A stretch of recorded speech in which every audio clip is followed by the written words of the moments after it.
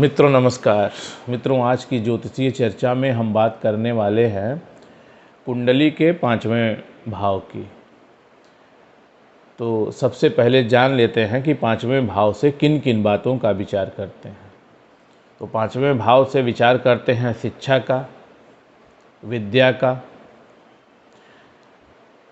संतान का, संतान सुख का, जातक और माता पिता के संबंध कैसे रहेंगे, ईश्वर भक्ति, पुण्य, विचार और जातक की भावनाएं, जो भावनाएं मानव के मस्तिष्क में उमड़ती घुमड़ती हैं, जो उसको सुख या दुख पहुँच देती हैं, उन बातों का विचार इस 5वें भाव से करते हैं। तो इस प्रकार हम यह भी कह सकते हैं कि 5वें भाव से इंसान की प्रसन्नता को भी, कितना वह प्रसन्न रहेगा जीवन में, इसका भी आकलन कर सकते हैं। तो मित्रों, यदि पंचम भाव में अग्नि तत्व की राशि 1, 5, 9 पड़े हुए हैं, 1 यानी कि मेष राशि, 5 सिंह राशि, 9 धनु राशि, तो ऐसा जातक क्रोधी स्वभाव का होता है। और एक बात ये बात जो है ये सब में समान रूप से पाई जाती है।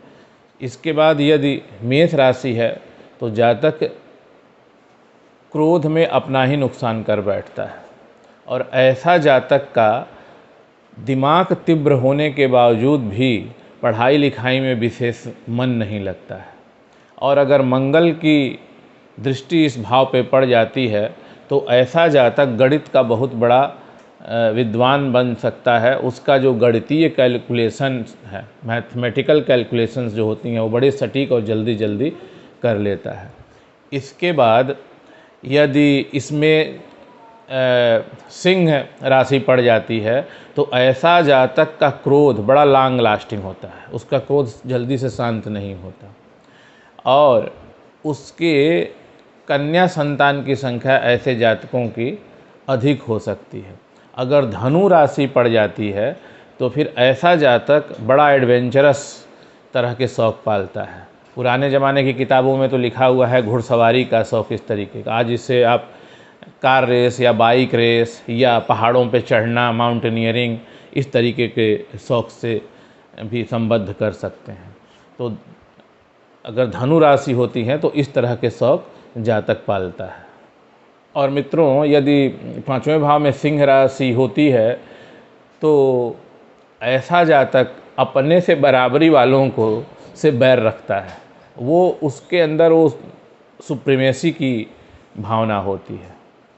और मित्रों, यदि 5वें भाव में पृथ्वी तत्व की राशि हो, यानी कि 2, 6 और 10, 2 वृषभ, 6 कन्या या मकर राशि, तो ऐसे जातकों में एक बात तो समान होती है। वो क्या होती है? ये जातक किसी भी प्रकार से बाई हुक और बाई क्रुक एन केन प्रकार धन एकत्रित करने में सफल हो जाते हैं। इसमें यदि पंचम भाव में वृष राशि पड़ जाती है तो ऐसे जातकों का स्वभाव चिंता करने वाला होता है, और इनको चिंता विशेष तौर से अपने संतान के कारण होती है। जिन जातकों के पंचम भाव में कन्या राशि होती है तो ऐसे जातक थोड़ा सा स्थूलकाय होते हैं, मोटे होते हैं, और इनका डींगे मारने का इनका विशेष स्वभाव होता है। और पंचम भाव में कन्या राशि होने के कारण ऐसे जातकों को कन्या संतान की संख्या अधिक हो सकती है। आज के युग में अगर इस बात को समझने की कोशिश की जाए, जहाँ पे संतानों की संख्या ही 1 या 2 रह गई है, तो अगर मान लीजिए कि उसको एक ही संतान हो रही है तो ज़्यादा संभावना होगी कि वो लड़की होगी। अगर एक से ज़्यादा हैं तो फिर कुछ कह नहीं सकते वो। और दूसरी बात एक और भी है मित्रों, चूँकि पंचम भाव जो है संतान और संतान सुख का भाव है, तो किसी एक की कुंडली देख के भविष्यवाणी करना सर्वथा अनुचित होगा। तो जब भी संतान के बारे में भविष्यवाणी करनी चाहिए तो दोनों जने की कुंडली, पति और पत्नी दोनों की कुंडली देखकर, और अगर दोनों में वो बात पाई जाती है तभी किसी निर्णय पे पहुंचा जा सकता है। तो इस बात का विशेष रूप से ध्यान रखना चाहिए। जिन लोगों के पंचम भाव में मकर राशि होती है तो उनकी राजनीति करने में बड़ी दिलचस्पी होती है और बड़े दूर तक वो लोग सोचते हैं। और ऐसे लोगों की एक और विशेषता होती है कि इनकी स्मरण शक्ति बहुत ही बेजोड़ होती है। अगर पंचम भाव में मकर राशि है और कहीं कहीं शनि के साथ राहु भी विराजमान हो जाता है केंद्र में बली होकर, शनि वहाँ पे बली है, तो ऐसे जातकों को पूर्व जन्म की बातें तक याद आ जाती हैं। और मित्रों, यदि पांचवें भाव में वायु तत्व की राशि है, यानी कि 3, 7, 11 मिथुन, तुला या कुंभ, तो ऐसे जातक बड़े ही बुद्धिमान होते हैं, बड़े इंटेलिजेंट होते हैं और बार बार अपने विचारों को बदलते रहते हैं और दुविधा की स्थिति में रहते हैं। ये एक कॉमन बात इन लोगों में पाई जाती है। और अगर इस पंचम भाव में मिथुन राशि है तो ऐसा जो जातक होता है क्षणे रुष्टा क्षणे तुष्टा, थोड़ी देर में बहुत तेज उसको गुस्सा आएगा और थोड़ी देर में ही उसका गुस्सा शांत हो जाएगा। और ऐसे जातकों को आरंभिक पढ़ाई लिखाई में काफ़ी दिक्कतें आती हैं, लेकिन बाद में मामला ठीक हो जाता है। पंचम भाव में यदि वायु तत्व की राशि है तो ऐसे जातकों का सामान्य रूप से जो संतान सुख है वो बढ़िया रहता है। और अगर पंचम भाव में तुला राशि है तो ऐसा जातक देखने में अति सुंदर, अध्ययनशील होता है। खास करके यदि किसी स्त्री की कुंडली में पंचम भाव में तुला राशि है तो वो अत्यंत ही प्रभावशाली होती है। यदि पंचम भाव में कुंभ राशि होती है तो ऐसे जातकों का जो चित्त होता है शांत होता है, वो बड़े ही शांत रहते हैं, परंतु उनके मन में हलचल मची रहती है, लेकिन वो दर्शाते नहीं। और ऐसे लोगों के अंदर दुख सहने की या दबाव में काम करने की क्षमता बहुत ही अच्छी विकसित होती है। और मित्रों, यदि पंचम भाव में जल तत्व की राशि है, यानी कि 4, 8, 12, 4 कर्क, 8 वृश्चिक और 12 मीन राशि, तो ऐसे लोग बड़े ही ठंडे दिमाग वाले होते हैं और बहुत ही सोच समझकर किसी कार्य को अंजाम देते हैं। यदि कर्क राशि है पांचवें भाव में तो ऐसे लोग शरीर से थोड़े भारी हो सकते हैं, तो ऐसे लोगों को थोड़ा एक्सरसाइज वगैरह करना चाहिए। जो लोग देख रहे हैं ना कि हम उनके पांचवें भाव में कर्क राशि है तो उनको शुरू से ही थोड़ा एक्सरसाइज वगैरह करना शुरू कर देना चाहिए। तो मित्रों, क्या है ना कि ये जो कुंडली है सिर्फ इस बात के लिए नहीं बनाई गई है कि आप ये जान जाइए कि मेरे साथ क्या होने वाला है और अब हो के ही रहेगा। कुंडली जो ऋषि मुनियों ने ये समझ के बनाई है कि जातक यदि पहले ही अपने स्वभाव और अपने बारे में जान जाएगा तो अपने व्यवहार में परिवर्तन करके संभावित जो परेशानियां हैं उनसे बचने की कोशिश करेगा। और हो सकता है कि 100% परेशानी दूर न हो जाए, लेकिन मान लीजिए कि किसी को मृत्यु दंड की सज़ा मिली हो और उसकी आजीवन कारावास में बदल जाए, या किसी को आजीवन कारावास की सज़ा मिली हो और उसकी सज़ा 5 साल में परिवर्तित कर दी जाए, तो उसको कितनी खुशी मिलती है। तो इसी तरीके की बात हो जाती है जो हम अपनी कुंडली देखकर अपने व्यवहारों से, अपने कर्मों से हम इस तरीके से प्रभावों को बदल सकते हैं। यही फ़ायदा है कुंडली का। यदि पांचवें भाव में कर्क राशि है तो कन्या संतान की संख्या में अधिकता हो सकती है। और यदि वृश्चिक राशि है तो ऐसे जातक बड़े जिद्दी स्वभाव के होते हैं। और पांचवें भाव में वृश्चिक अगर राशि पड़ जाती है तो ऐसे लोग बड़े दर्शनीय होते हैं, देखने में बड़े सुंदर होते हैं। और एक बार अगर किसी कार्य को अपने हाथ में ले लेंगे तो वो उस कार्य को पूरा किए बगैर छोड़ेंगे नहीं। तो ये ऐसे लोगों की विशेषता होती है। वैसे तो मित्रों, पंचम भाव में अगर जल तत्व की राशियां पड़ जाती हैं तो जातक का जो स्वभाव होता है ना वो प्रसन्नचित्त रहता है, मस्त मौला टाइप का होता है। फिर भी यदि मीन राशि है तो कुछ विशेष ही मुस्कुराहट बिखेरता सा चेहरा होगा, जिधर देखेगा उधर एकदम पॉजिटिव एनर्जी भेजता है। और ऐसे लोग बड़े अपोजिट सेक्स वालों के लिए में अपोजिट सेक्स में बड़े लोकप्रिय हो जाते हैं। अगर कोई लड़का है तो लड़कियों में लोकप्रिय रहेगा, लड़की है तो लड़कों में लोकप्रिय हो जाएगी। इस तरीके का व्यक्तित्व उनका होता है। ऐसा जातक ऐशो आराम में यकीन रखने वाला होता है और बड़ा ही भावुक होता है, बड़ा ही संवेदनशील होता है। बहुत जल्दी ऐसे लोग हर्ट हो जाते हैं। और अब मित्रों बात कर लेते हैं ग्रहों की। तो सूर्य अगर पंचम भाव में है तो बहुत अधिक शुभ फल नहीं देता है मित्रों। तो पंचम भाव में जो सूर्य है, खास करके यदि अपनी वह स्वराशि या उच्च के राशि में है तब तो कुछ एक फल ठीक हो जाते हैं, लेकिन फिर भी वो यहाँ पे वो फल ठीक नहीं करता है। खासकर वो संतान के लिए ठीक नहीं है, इस तरीके के कि संतान सुख को वो बाधित करता है एक क्रूर ग्रह होने के कारण।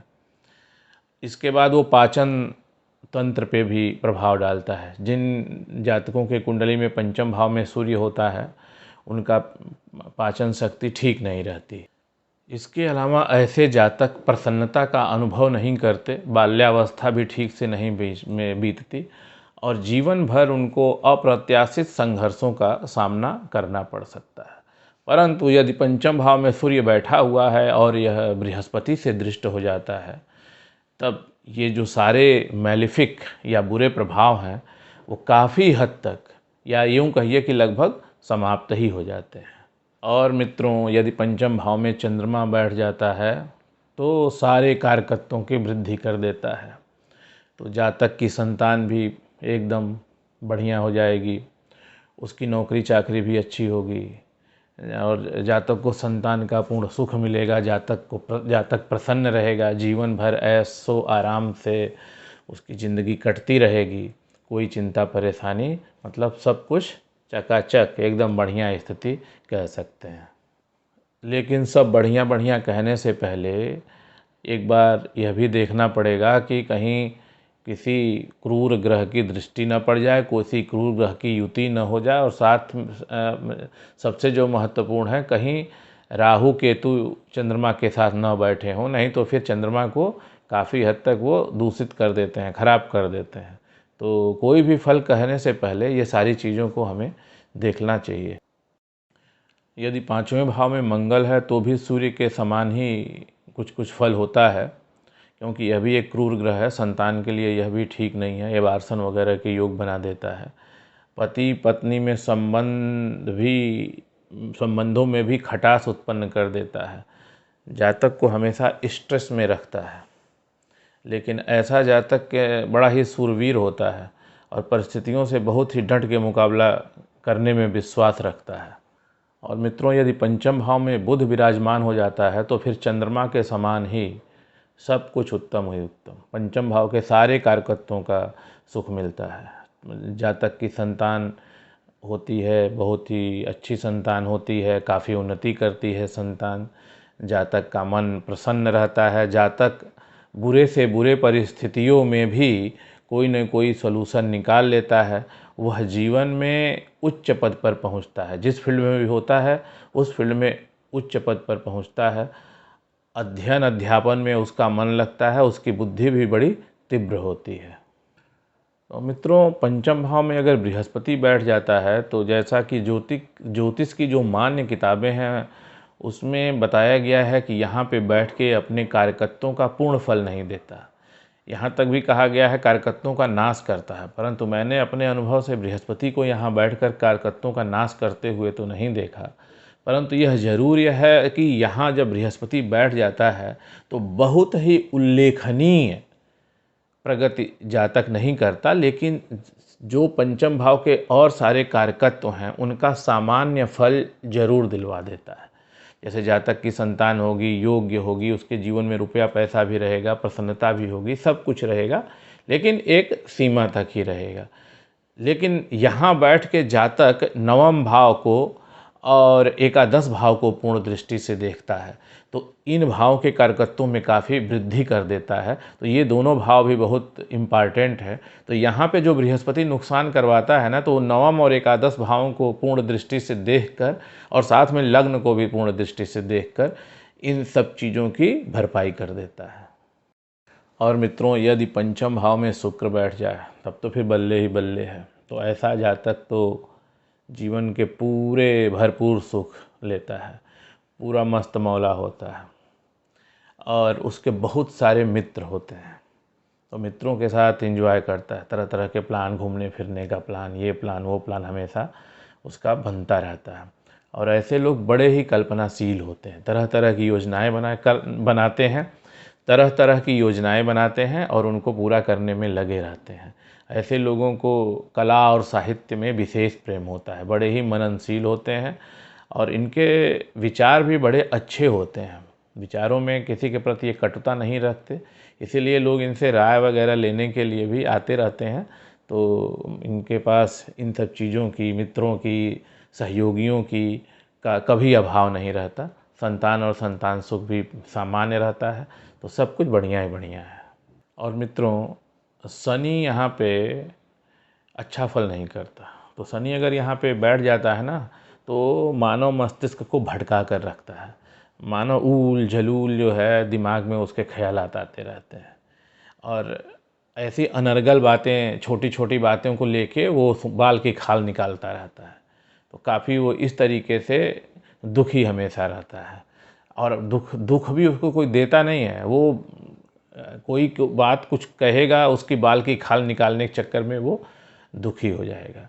लेकिन ऐसे व्यक्ति जो है ना, षड्यंत्र करने में या यूं कहे कि कूटनीति करने में बड़े निपुण होते हैं। तो प्रारंभिक काल में जो चीज़ें निगेटिव थीं, वो आज बहुत सी ऐसी बातें हैं जो पॉजिटिव हो गई हैं। क्योंकि आप देखिए, पहले ज़माने में क्या था, विदेश जाने को बुरा माना जाता था, आजकल विदेश जाने को अच्छा माना जाता है।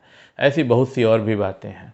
पहले ज़माने में क्या था कि नौकरी को बुरा माना जाता था, किसी के यहाँ नौकरी करने से। अपना जो लोग घर पे रहते थे, खेती बाड़ी करते थे, खेती किसानी ये सब काम, उनको अच्छा समझा जाता था। आजकल तो नौकरी में भी लोग बहुत अच्छे अच्छे कर रहे हैं। नौकरी का कारक ही शनि है, सर्विस क्लास का। तो अगर 5वें भाव में किसी का शनि है तो और वो ऐसी सही जगह पे पहुंच गया, ब्यूरोक्रेट वगैरह बन गया, तो फिर यही शनि बहुत शुभ फल कर सकता है। तो ज्योतिष को इस हिसाब से भी हमें समझना चाहिए। पुराने ज़माने में किताबों के हिसाब से अगर हम समझेंगे तो उतना हमें उसको थोड़ा आज के हिसाब से एडजस्ट कर लेना चाहिए। किताबें तो पुरानी एकदम प्रमाणिक है, सही बातें लिखी गई हैं, लेकिन वो चीज़ें जो समय के साथ उनकी प्रासंगिकता, कारकत्वों की प्रासंगिकता बदल गई है। तो जो चीज़ पहले ख़राब थे आज अच्छे हो गए हैं। तो उस हिसाब से अभी हमें थोड़ा ध्यान देना चाहिए। राहु और केतु भी यहाँ पे बहुत अच्छा फल नहीं करते हैं, जीवन में परेशानियाँ उत्पन्न करते हैं। और ख़ासकर यदि भाव बली ना हो, पंचम भाव बली ना हो, या फिर पंचम भाव पे किसी क्रूर ग्रह की दृष्टि पड़ जाए, या पंचम भाव का स्वामी कहीं खराब जगह पे बैठा हुआ, उस समय राहु और केतु यहाँ पे बैठ जाएंगे तो भाव को और ख़राब कर देते हैं। परंतु यदि भाव बली है, पूर्ण बली है, और फिर राहु यहाँ पे ख़ास तौर से बैठ जाता है, तो उन भावों को, कारकत्वों को और बढ़ा देता, कुछ कारकत्वों की भारी वृद्धि कर देता है। तो ये बहुत ही योगकारक योग भी बना देता है। जैसे अगर राहु 5वें भाव में बैठ जाए और 5वां भाव बली हो, 5वां भाव का जो स्वामी है वो कहीं पे उच्च का या कहीं अच्छे जगह पे विराजमान हो, या शुभ ग्रहों से दृष्ट हो, या 5वां भाव शुभ ग्रह से दृष्ट हो जाए, तो फिर ऐसा जातक बहुत उच्च कोटि का जासूसी उपन्यास वगैरह का लेखक बन सकता है। कुछ रहस्यमयी चीज़ों के बारे में शोध कार्य कर सकता है, उनके बारे में अध्ययन कर सकता है, पता लगा सकता है। तो ये सब अच्छे काम भी कर सकता है। केतु का मित्रों जो फल होता है 8वें भाव में, 5वें भाव में, वो मंगल के सदृश ही है। तो केतु भी बहुत ज़्यादा योगकारक नहीं होता है। और मित्रों, अगर हम पंचम भाव पे विचार कर रहे हैं तो सबसे पहले हमें ये देखना चाहिए कि पंचम भाव पे किन ग्रहों की दृष्टि है और कौन से ग्रह वहाँ पे बैठे हुए हैं। युति संबंध है तो कौन सा ग्रह इसमें सबसे प्रभावशाली है, और एक जो संयुक्त फल आएगा वो क्या आएगा। इसके बाद पंचम भाव का जो स्वामी है वो कहाँ बैठ गया है, उस पे किन ग्रहों की दृष्टि है। तो ये सारी चीज़ों का विचार करने के बाद ही हमें फल पर जाना चाहिए। तो मित्रों, अब कुछ पंचम भाव से संबंधित कुछ योगों की भी जानकारी ले लेते हैं।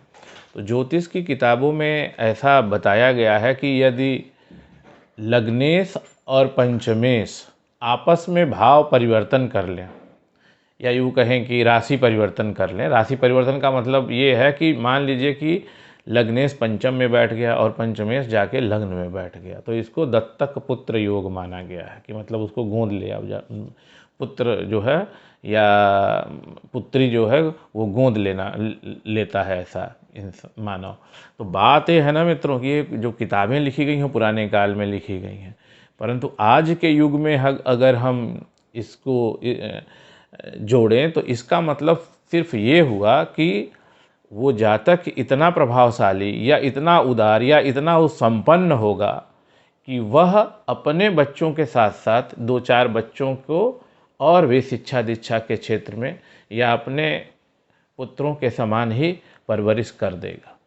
अच्छा मित्रों, एक बात और है कि जैसा मैंने अभी बताया था कि पंचम भाव में यदि बृहस्पति बैठ जाता है तो बहुत सारे कार्यकर्ताओं का फल नहीं देता, परंतु एक विशेष बात कर देता है, क्या कि जातक की संतान जो होती है ना वो बड़ी ही बुद्धिमान होती है।